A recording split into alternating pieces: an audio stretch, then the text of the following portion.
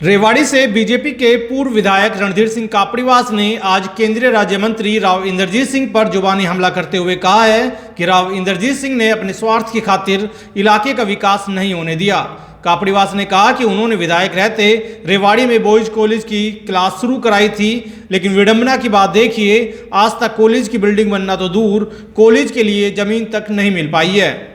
आपको बता दें कि वर्ष 2018 में रेवाड़ी के बॉयज स्कूल के कमरों में कॉलेज की क्लास शुरू की गई थी।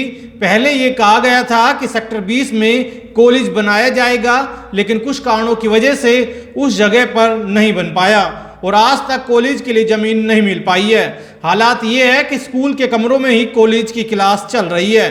एक दिन पहले केंद्रीय राज्य मंत्री राव इंद्रजीत सिंह ने रेवाड़ी के विकास कार्यों को लेकर समीक्षा बैठक की थी। रणधीर सिंह कापड़ीवास का आरोप है कि विकास कार्यों की समीक्षा बैठक करते हुए केंद्रीय राज्य मंत्री राव इंद्रजीत सिंह ने रेवाड़ी शहर के कॉलेज को जमीन न मिलने के अभाव में नॉन फिजिबल करने के निर्देश दिए हैं, जो दर्शाता है कि केंद्रीय मंत्री इलाके का कितना भला चाहते हैं।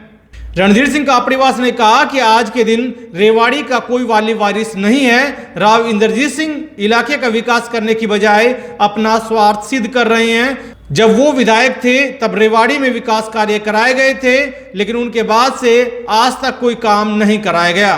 मुद्दा यही था कि जब क्षेत्र का प्रतिनिधि और यहाँ का सांसद जब कॉलेज को मारने का काम करे और मीटिंग में ऑफिशियल्स के सामने ये कहते कि इस कॉलेज के पास अगर ज़मीन नहीं है तो इसको नॉन कन्फर्मिंग कर दो, इसको बट्टे खाते लगा दो।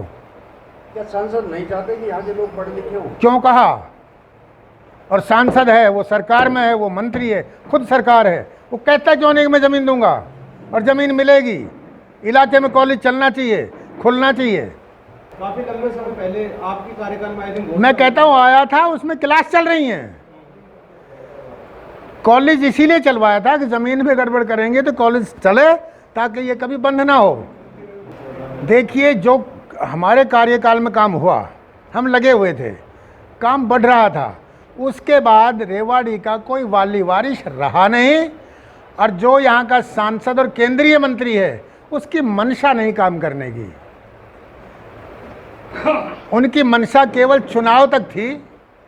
और जैसे मैंने कहा, एक अभिमन्यु को मार लो, गढ़ जीत जाओगे।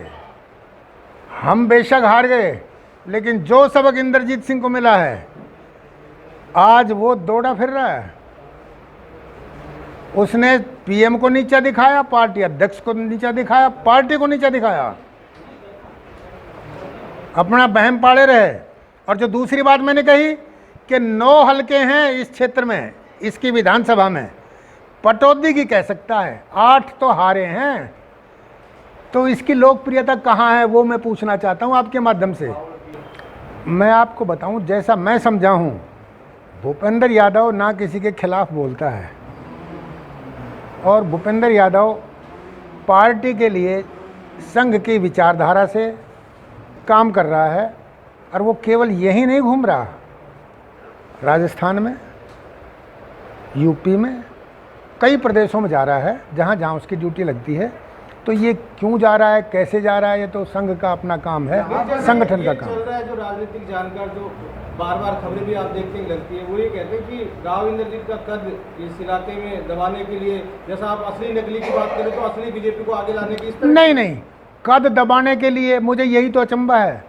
मैं माननीय प्रेस से हाथ जोड़ के पूछता हूँ, अब नहीं तो बाद में अकेले में बता दे कोई मुझे कि इसका कद कहाँ है, जो इसका कद छोटा किया जाए।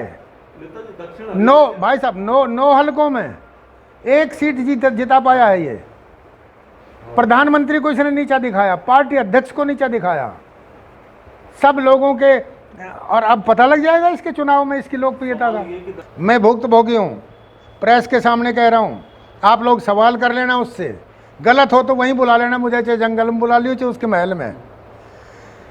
चुनाव के दिनों में मेरे से कहने लगे, फ़ोन किया कि रणधीर सिंह जी, मैं अपनी बेटी की टिकट के लिए कोशिश कर रहा हूँ। ये कहने की जरूरत क्या थी, कर रहा है तो। मैंने कहा भाई साहब ठीक है, करिए, सब करते हैं। बोला हाँ, अगर मेरी बेटी को टिकट नहीं मिली तो तेरी मदद करूँगा। मैंने कहा भाई मैं आप 1 इंच करोगे, मैं 1 फुट करूँगा। और फिर क्या मदद की ये आपके सामने है। तो जो आदमी जबान का इतना कच्चा हो और इतनी खरी झूठ बोल सकता हो, हाँ, जो इतनी झूठ बोल सकता हो, तो उसकी किस बात पे आप सच्चाई मानोगे, ये मैं आपसे पूछूंगा।